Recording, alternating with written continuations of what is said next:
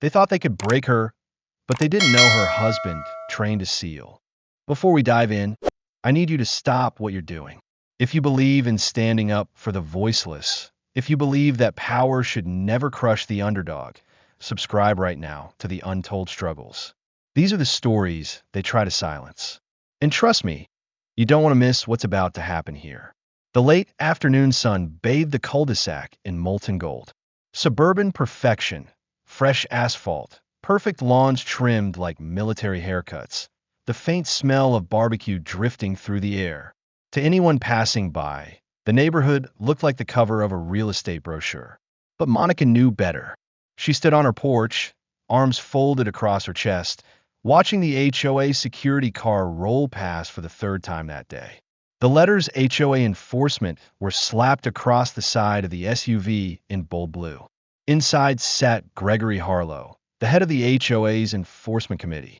He was in his late 50s, with slicked-back gray hair and a smug smirk that looked glued to his face. His sunglasses reflected the manicured perfection of the street, but Monica could feel his eyes drilling into her. He slowed to a crawl, rolled the window down halfway, and called out, "Gregory, still haven't fixed that fence, Monica. You know the rules. We can fine you." Again, her jaw tightened. The fence? It had a single slat missing. She'd already scheduled a repair. But Gregory wasn't here about the fence. He never was. Monica, firm, "It'll be fixed tomorrow." Gregory smirked wider.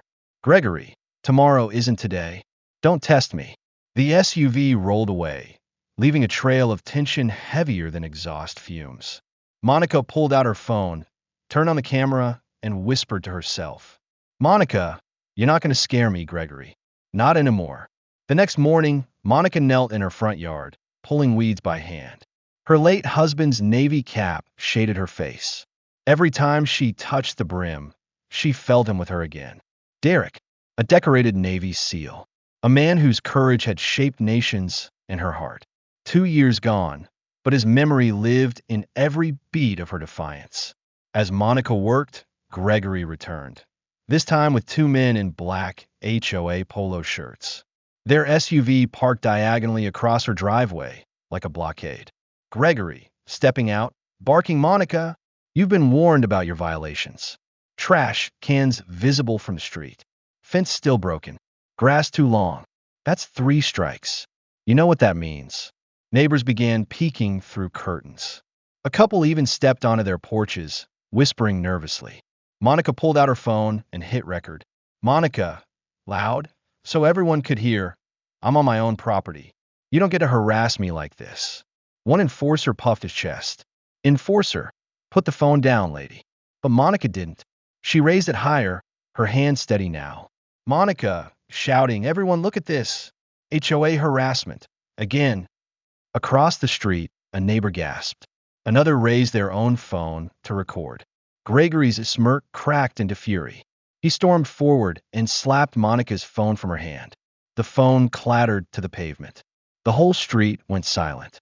Monica's heart pounded, but she didn't back down. She stood tall, even as her scraped knee throbbed. "Monica," through clenched teeth, "don't you ever put your hands on me." Gregory gestured sharply. Gregory, snarling, "She's resisting HOA authority. Get her out of here." One enforcer grabbed Monica's arm. She twisted free, stumbling back into the grass. Neighbors shouted now. Neighbor number 1, "Hey, leave her alone." Neighbor number 2, "She didn't do anything." And then, red and blue lights cut across the street. A police car rolled up. The HOA had called backup. But Gregory didn't know. Monica wasn't alone. Her front door opened. Out stepped Marcus Carter. Tall, broad-shouldered, calm stride. His eyes burned with quiet fire. A Navy SEAL veteran. Derek's younger brother. The enforcers froze. Marcus said nothing at first. He walked slowly down the porch steps, his boots crunching the gravel. He didn't need to shout. His presence alone commanded attention. "Marcus, calm. Steady, take your hands off her." The enforcer hesitated. Gregory sneered. "Gregory. And who exactly are you supposed to be?" Marcus tilted his head slightly, eyes locked like steel. "Marcus, family." The crowd murmured. The enforcer released Monica. She stumbled into Marcus's side, and he steadied her with one arm. The police officer stepped out of the cruiser, hand hovering near his belt. "Officer, what's going on here?" Gregory rushed forward, wagging a finger. "Gregory. Officer, this woman is violating HOA rules. She's non-compliant. She's aggressive. We want her cited and removed." Marcus stepped forward, his voice deep, calm, and terrifying in its restraint. "Marcus, what you saw was harassment. Assault. On my family. And it's all on camera." Whispers rippled across the crowd. Neighbors nodded. Phones were still recording. The officer's eyes darted between Gregory's smug glare and Marcus's unblinking stare. Gregory's smugness cracked, just a hair. He barked louder, trying to regain control. "Gregory, she doesn't belong here. She's lowering property values. If you won't enforce order, then we'll do it ourselves." Gasps echoed. Neighbors muttered in disbelief. Monica raised her chin. "Monica, this is my house. Paid in full. My name's on the deed. You don't get to erase me." Marcus stepped forward, closer to Gregory.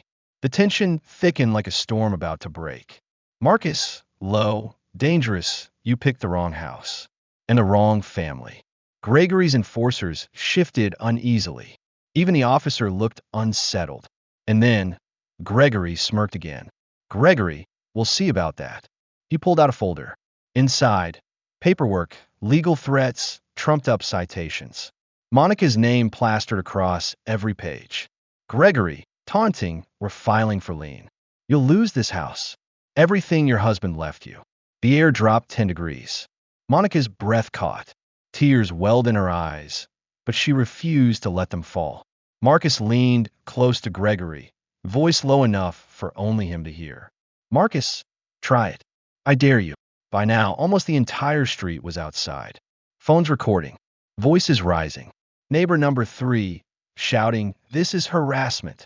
Neighbor number 4, "We stand with Monica." One by one, neighbors stepped onto Monica's lawn, forming a line behind her. Gregory's face reddened.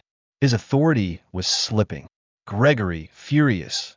You're all breaking HOA rules by interfering." But no one moved. Marcus raised his voice just enough for all to hear. "Marcus, this stops today. No more intimidation. No more lies.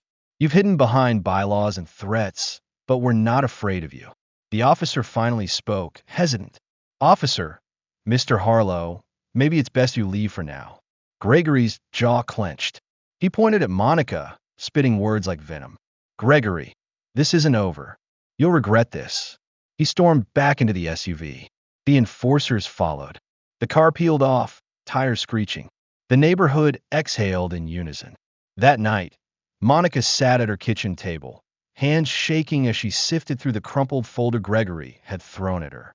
Page after page of false citations, fabricated violations, and fines that added up to tens of thousands. Marcus leaned over her shoulder, his jaw tight. "Marcus, this isn't just harassment. This is theft. Extortion." Monica whispered. "Monica, they want me gone. Because I'm alone." Marcus shook his head slowly. "Marcus, you're not alone anymore." Then, buried in the stack, they found it. A letter. Misfiled. Stamped with HOA letterhead. But the content? A damning admission. A secret vote among the board to force Monica into foreclosure so they could sell her property to a developer. Marcus's eyes narrowed. "Marcus, this is the nail in their coffin." But outside, headlights flickered. A car idled near the curb, watching. The next day, Monica left for work. Marcus stayed behind. He noticed the SUV parked at the end of the street. Gregory's. Moments later, a rock shattered Monica's front window.